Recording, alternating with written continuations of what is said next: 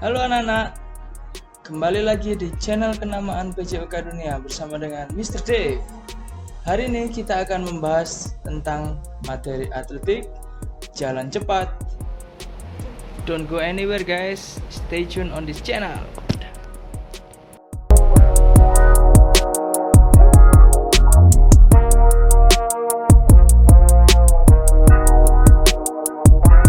Ya anak-anak, kita sudah masuk ke dalam modul pembelajaran atletik jalan cepat.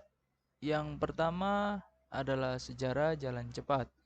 Sejarah jalan cepat pertama kali diadakan pada tahun 1912. Sejauh 10 km diselenggarakan di lintasan sebagai salah satu nomor Olimpiade tahun 76. Kemudian setelah itu diperlombakan kembali di Olimpiade 80 di Moskwa. Jalan cepat 50 km. Kemudian kini Olimpiade modern perlombaan jalan cepat sejauh 20 kilo dan 50 kilo. Di Indonesia, perlombaan jalan cepat sebagai nomor yang diperlombakan pada kejuaraan nasional atletik tahun 78. Jarak yang dilombakan untuk wanita 5 kilo dan 10 kilo serta untuk pria 10 kilo dan 20 kilo.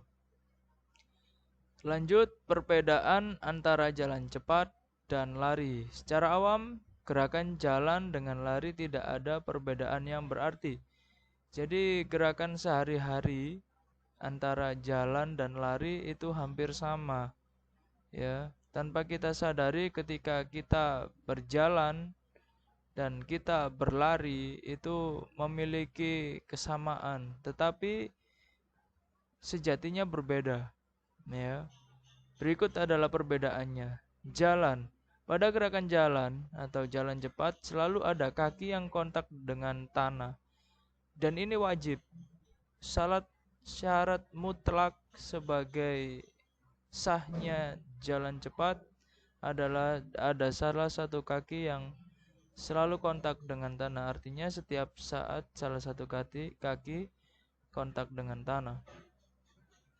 Lari, dalam gerakan lari ada saat melayang. Jadi ada gerakan in the air. Ya. Pada saat tertentu kedua kaki lepas tidak menyentuh atau menginjak tanah. Ya, nomor 3, pembelajaran teknik jalan cepat. Jalan cepat adalah gerakan maju. Langkah kaki yang dilakukan sedemikian rupa sehingga kontak dengan tanah tetap terpelihara dan tidak putus. Kita langsung saja untuk startnya. Start jalan cepat dilakukan dengan start berdiri. Ya, kalau untuk sprint ada start jongkok ya. Jika ini jalan cepat maka kita berbicara tentang start berdiri. Aba-abanya ada bersedia menempatkan kaki kiri di belakang garis start dan kaki kanan di belakang kaki kiri. Ini sesuai dengan kenyamanan masing-masing ya anak-anakku sekalian. Jadi kalian tidak harus mengikuti pattern ini. Kalian bisa menyesuaikan diri dengan apa yang kalian merasa nyaman. Badan agak condong ke depan, tangan bergantung, kendor dan bunyi pistol. Aba-aba ya, segera langkahkan kaki kanan ke depan dan terus berjalan. Teknik jalan cepat, langkah dimulai dengan gerakan mengangkat paha, kaki ayun ke depan, lutut terlipat, tungkai badan bergantung ke depan. Karena ayunan paha ke depan, tungkai bawah ikut terayun ke depan. Lutut menjadi lurus, kemudian menapak ke tumit terlebih dahulu, menyentuh tanah bersama dengan ayunan kaki tersebut. Kaki tumpu menolak dengan mengangkat tumit dan seterusnya ini. Kecondongan badan sedikit ke depan dengan ayunan lengan. Kemudian amati dan rasakan kondisi gerakan dan ayunan lengan. Temukan pola yang paling sesuai untuk dirimu, ini yang paling penting. Jadi temukan sesuai yang kamu merasa nyaman di situ. Dan yang terakhir, gerakan finish, tidak ada teknik khusus untuk finish, hanya melewati jarak atau melewati garis finishnya, kalian sudah pasti finish. Yang terpenting kaki tidak sampai lost kontak dengan tanah atau dengan arena perlombaan, ya. Fase-fase pembelajaran tumpuan dua kaki. Kalian bisa lihat gambar ini, ya. Fase gerakan tumpuan dua kaki ini terjadi sangat singkat. Jadi perpindahan dari kaki satu ke kaki yang lain saat kontak dengan tanah ini terjadi terjadi sangat cepat, ya. Sehingga menyebabkan gerakan berlawanan antara bahu dan pinggul. Kemudian fase tarikan, mengangkat, ya, atau melipat lutut, tumit, ya, dan ditempelkan kembali, sehingga inilah yang menyebabkan kita harus cepat. Kita harus berlatih secara cepat. Fase relaksasi selesainya fase tarikan awal dari fase dorongan kaki, ya, lengan vertikal dan paralel di samping badan. Dan yang berikutnya adalah fase dorongan. Fase ini dilakukan apabila fase terdahulu selesai.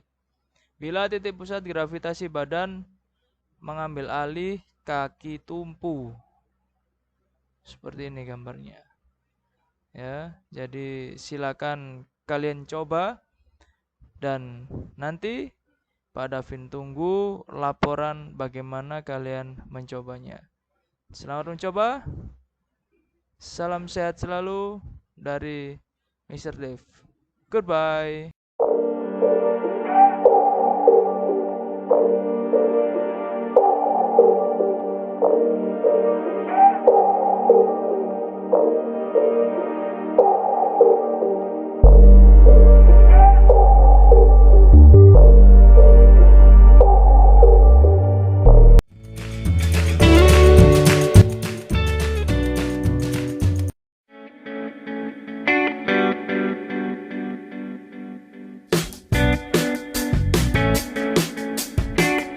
Dalam jalan cepat itu sebenarnya mudah saja.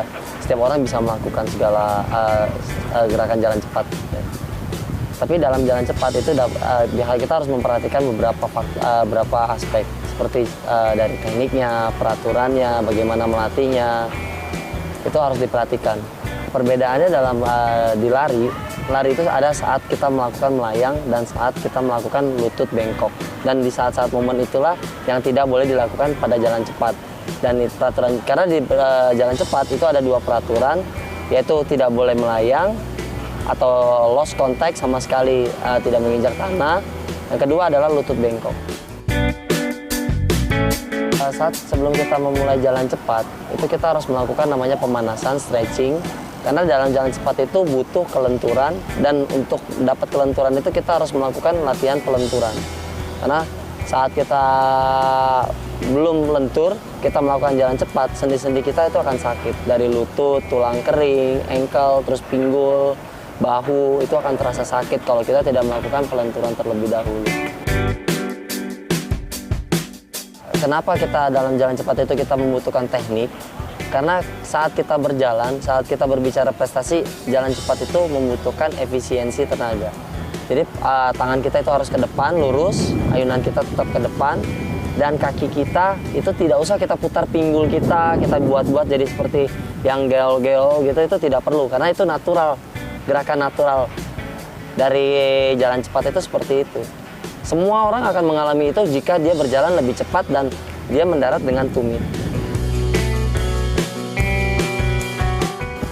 Orang Indonesia itu butuh olahraga, dan olahraga yang paling mudah adalah berjalan.